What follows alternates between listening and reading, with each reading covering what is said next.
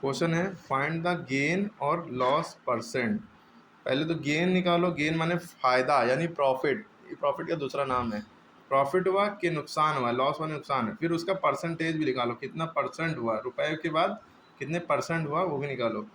तो जब हम देख रहे हैं कोई भी चीज़ खरीदी, सीपी माने खरीदना, सीपी माने कॉस्ट प्राइस यानी खरीदा। कोई चीज़ कितने की खरीदी, 44.5 की, 44.50 यानी 44 रुपये 50 पैसे।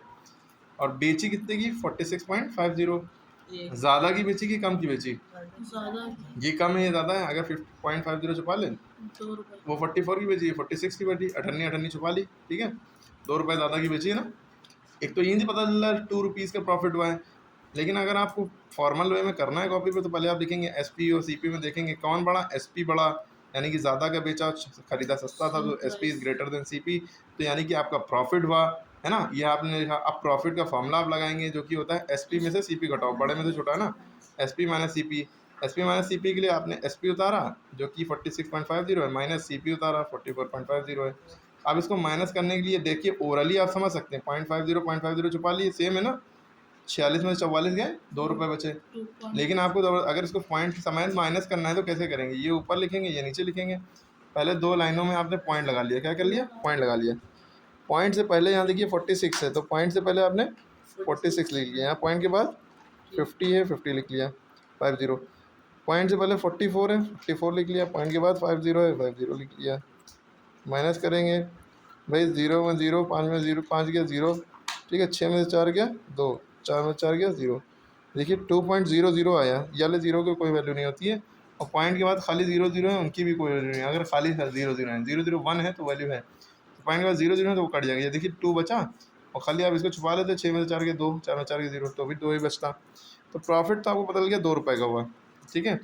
अब क्योंकि यहाँ पे कहा गया था प्रॉफिट हो या लॉस हो उसका परसेंटेज भी निकालो, तो आपने प्रॉफिट परसेंट का फॉर्मूला लगाया जो कि होता है प्रॉफिट अपॉन सीपी इंटू 100, ठीक है, या profit into 100 upon CP. CP ही नीचे रहेगा, जो ये खरीदा है वो चीज़ नीचे रहेगी। प्रॉफिट 2 रुपये का हुआ, यहाँ लिखा आपने 2 रुपये, और सीपी कितना था, 44.50 पैसे, तो 44.50 नीचे लिख दिया, इंटू 100। अब इसको सॉल्व कैसे करते हैं, बच्चे यहाँ से अटकते हैं। यहाँ पॉइंट लगाए हैं, यहाँ 2 0 हैं, तो ये पॉइंट को हम उड़ा देंगे, पॉइंट को हम उड़ा देते हैं। पॉइंट के बाद 1 2 नंबर हैं, तो हमने यहाँ पे 2 0 बढ़ा लिए, ठीक है। 2 नंबर हैं, पॉइंट के बाद 2 0 बढ़ा, 3 होते 3 बढ़ाते, 1 नंबर होता तो 1 ही 0 बढ़ाते हैं, लेकिन ऊपर बढ़ेगा। चाहे आप यहाँ पे 2 0 बढ़ा लिए, चाहे आप यहाँ 100 के आगे 2 0 बढ़ा लिए। यहाँ तक क्लियर है बात। अब उसके बाद देखिए ये 0 से ये 0 कट गया, अब आपके पास क्या बचा, 200 इंटू 10 बचा, अपॉन 445 बचा। अब इसको काटना आना चाहिए, किसके टेबल में कौन सा नंबर आता है। देखिए 5 के टेबल में ये भी आता है, ये पूरा नंबर 5 के टेबल में ये भी आता है। 5 4 8 द 40, 45, 5 9 द 45, 5 2 द 10। 200 से 2 को मल्टीप्लाई करेंगे तो 400 आ जाएगा। 2 2 द 4, डबल 0 लगा था, लगा दिया। यहाँ 89 बचा, अब 89 से इसको डिवाइड कर देंगे, क्या कर देंगे, 89 से इसको डिवाइड कर देंगे। 89 ऊपर लिखा, 400 नीचे लिखा, सॉरी जो नीचे होता है वो बाहर लिखते हैं, डिवाइज़र बनता है, जो ऊपर होता है वो डिविडेंड बनता है, अंदर आता है। 89 के टेबल में 400 लाना है, तो 400 पूरा लेना पड़ेगा, ठीक है। अगर 89 को हम 4 बार में ले जाएं, 4 9 द 36, 4 8 द 32 और 3 35, 356। हाँ 4 बार में कितना आ रहा है, 356। 5 बार में ज़्यादा हो जाएगा 400 से।